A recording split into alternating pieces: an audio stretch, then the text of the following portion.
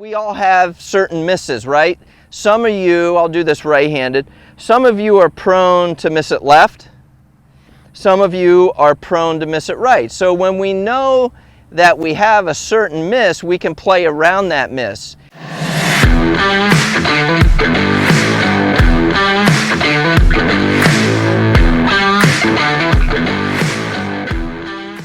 Hey everyone, in this video we're going to go over how to score lower in golf. I'm going to help you with a strategy as well as give you a drill that'll have you shooting your lowest scores ever.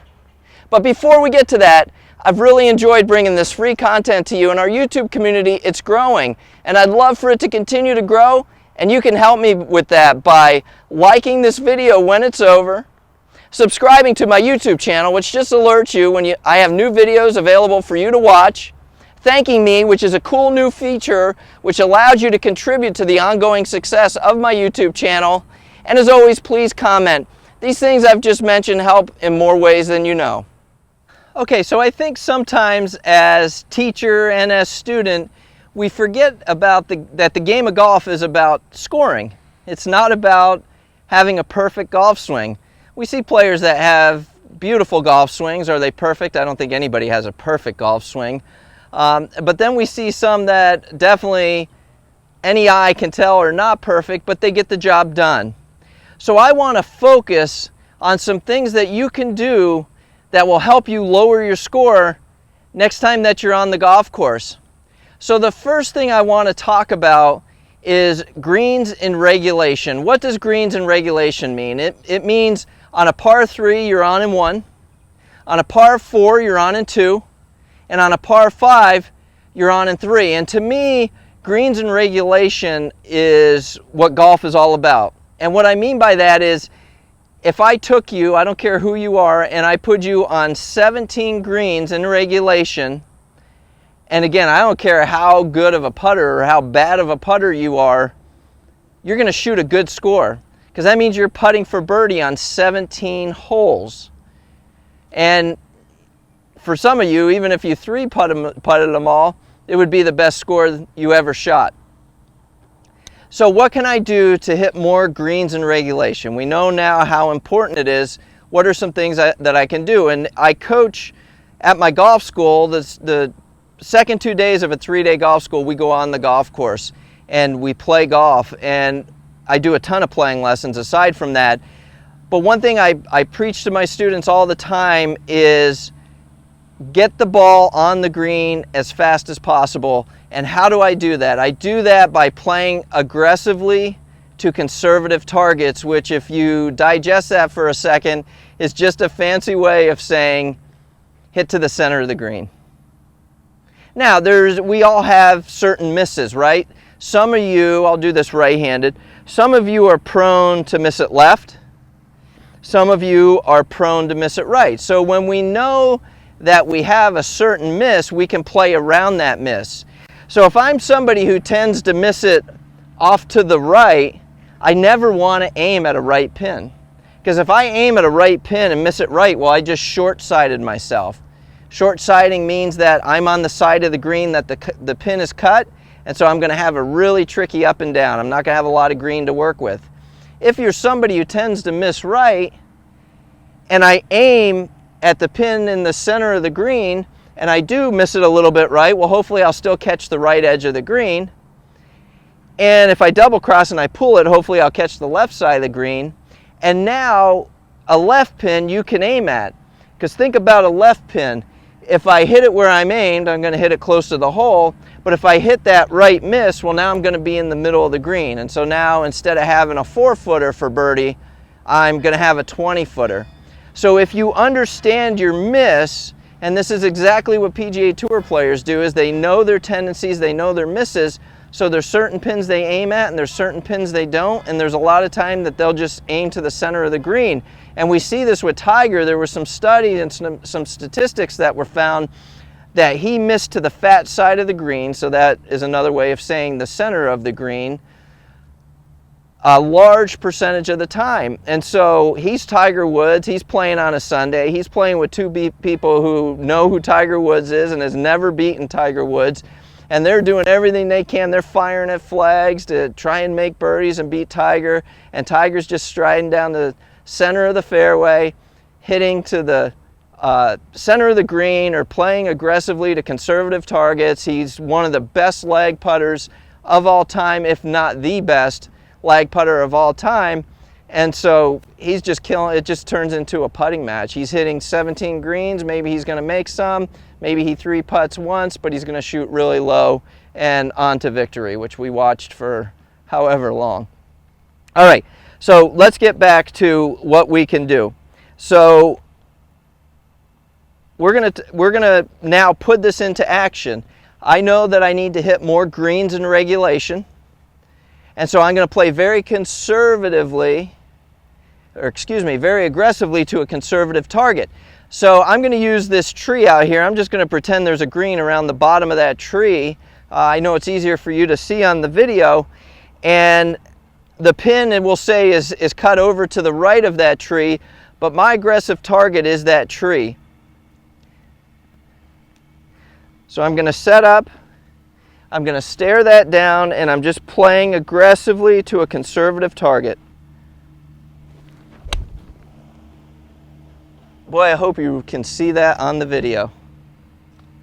So I actually hit the tree, and I'm in the middle of the green, the pin's cut over to the right. I know I have a birdie putt.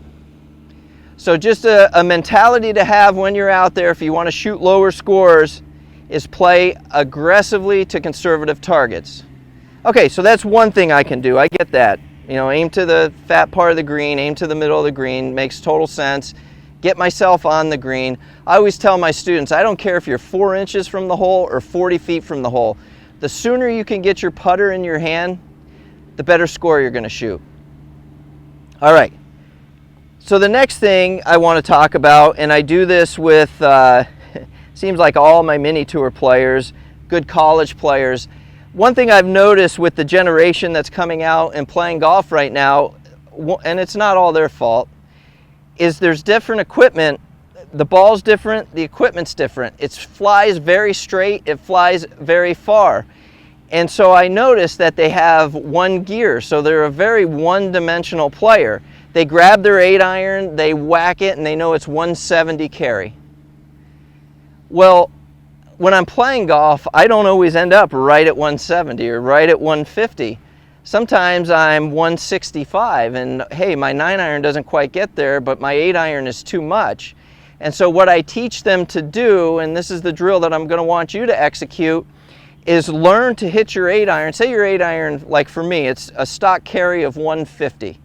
Well, I'm going to make some swings now. I'm going to hit at 140. I'm going to hit at 130. I'm going to hit at 120. I'm going to hit at 110.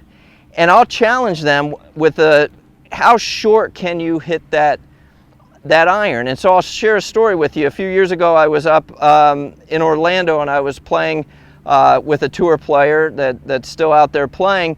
And we were on a par 5, and playing dead into the wind, long par 5, and I've got 130 yards left in for my third shot.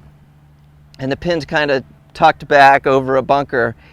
And what I did is I took a 7-iron. Now my stock 7-iron at the time flew 160. So I'm going to hit a 160-yard club into a wind to a 130 target. And so using the drill that I'm about to show you, I did that, and I hit it 3 feet from the hole, and we were riding in a cart, and he looks up at me and he said, "You're a club pro." So one of my few moments of glory and success in this game. But anyway, all right, so let's get into this drill. What can I do to hit this different distances? How can I hit my 8-iron all these different distances that I measured? I know I can hit at 150 stock. How do I put together a 140 shot, a 130 shot, a 120 shot? Because I'm going to find myself in different situations where it might not be a full swing with the club in my hand. And as I explained to my students, the more arrows I have in my quiver, the better player I'm going to be. All right, so that one that just hit the tree, let's say that just flew 150. So now I'm going to hit a shot that's going to fly short of that tree. So I'm just going to shorten my backswing a bit. I'm just going to smooth out the rhythm of my swing. And so that's going to come up just short of that tree. Perfect. Now I'm going to hit one shorter than that, and it's just playing a little game with yourself while you're on the driving range. All right, so that was 140. I'm going to hit one 130 now, so I'm going to go a little less backswing, a little softer. Yep, right at the target. Didn't fly as far as the last one. Definitely more of a 130. Some people like to choke down to find these shorter distances. You know, shorten your utensil, the ball won't go as far. I've never done that personally in my game, but as you're experimenting, as you're self-discovering on the driving range, that could be very helpful. So next one, I need to hit this one 120.